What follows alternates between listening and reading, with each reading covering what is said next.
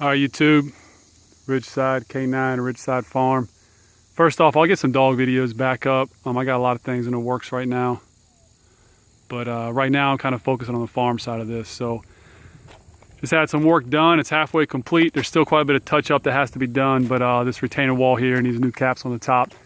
But the wildflower garden is booming big time. Kind of nice because as it booms, it just pulls in a tremendous amount of flying pollinators, which as they're there, work their way through this window into the greenhouse. Water catchment system's been rocking. We actually have another storm coming off the mountain right now. My barrels are already full, so I'll probably open those wide up and just let the new water come in and cycle through that. Greenhouse got a fresh stain, as you can see. Looks real sharp. It's got a new oak stain as well as a new polymer on it. We got the inside. It's not so construction zone looking now, but it's still a little bit, but it's coming back to where it was. So all the damage that storm, that tornado did to us, killed all the inside plants. We flipped everything over. It was a complete mess, complete loss. But we've already harvested our first batch of basil. If you don't know, basil grows very fast. So you can put it in lasagnas, meatloafs, whatever. But the basil's rocking.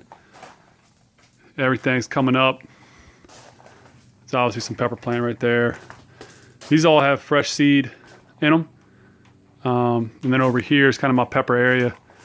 We got a mix of sweet pepper, banana pepper, and then down here below we got some real hot pepper. And we got some ornamental sunflowers coming in.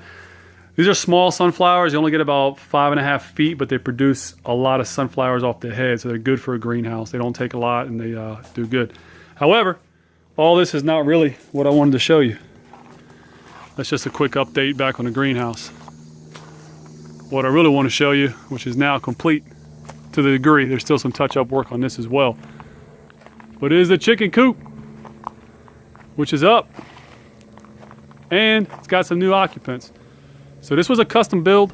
Mr. Wiley from Wiley's Diversified Construction, who's basically a neighbor of mine, helped me out on this. He did the greenhouse too, but we tightened this wall up, brought the wall all the way around, made it flat, and then built a custom one-off chicken coop that sits right on top of the wall.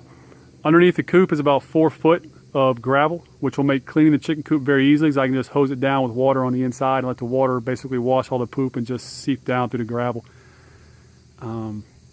Chicken coop is obviously made to resemble the greenhouse, with the same metal siding on the greenhouse, the same metal siding on the chicken coop. It's got some touch-up work still. You can see the corner right there. It's got to get its end cap.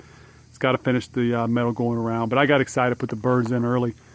So the American flag was a piece I picked up at a yard sale a long time ago and never knew what to do with it. And it fits perfect right there. So the way this works is this entire area right here is fenced in for the chickens. Let me show you. So the chicken coop, these are going to be free-range birds, but they're also going to have a protected area.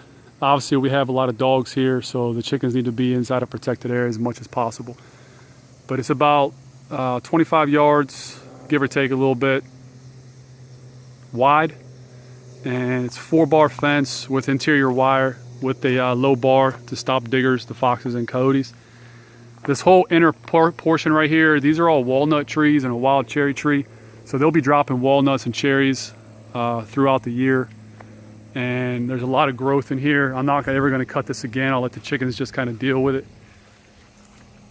But they'll be able to be in this entire thing here. There's also some wild raspberries up here. We have the gate right there. And as the chickens learn that this is their pasture, I'll be able to let them out up top to go into the whole upper pasture. So they'll be true free range. But when they're not on the upper pasture, they'll be in this enclosure right here. Let's go see the birds. I'll show you how they get in. So over here, and again, there's still some touch-up work that I got to get done. But we have a little tunnel. And we'll see if we can have any bird. Hey, baby girl. Took, took, took, took, took, took. So they're just learning. So we just got these girls in here. We got 12 of them, red sex links. And they're learning how the tunnel works. There's a drawbridge back there. This tunnel will help tremendously on predators. Not saying a fox or coyote won't go into the tunnel, because they will, but it will help. So it's just one more measure. So they come out the tunnel. Tunnel goes through, and there's a drawstring right there with a drop gate. I'll show you how that works. So you can see here, this vegetation, I mean, it's almost as tall as I am. It's everywhere. Custom grass, a lot of bugs from the forage through and eat. Tunnels right there. And then as they learn this area and learn the coop, more importantly, they'll have access to the entire pasture area.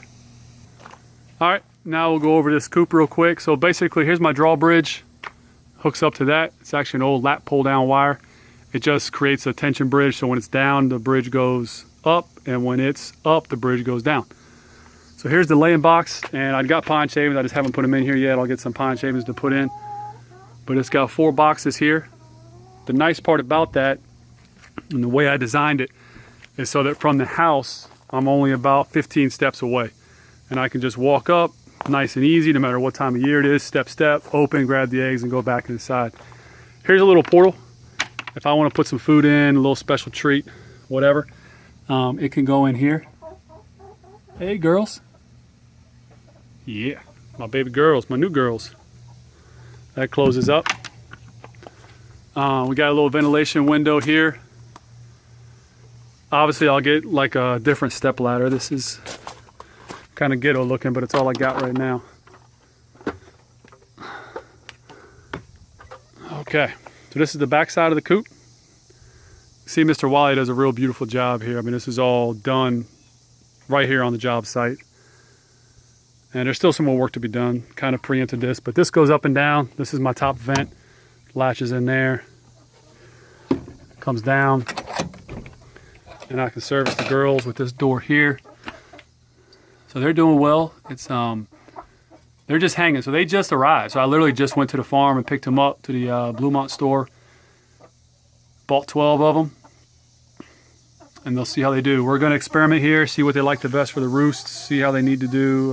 They've got their waterer there. I'll see if that's a good spot or bad spot, their food. And we're just going to go from there.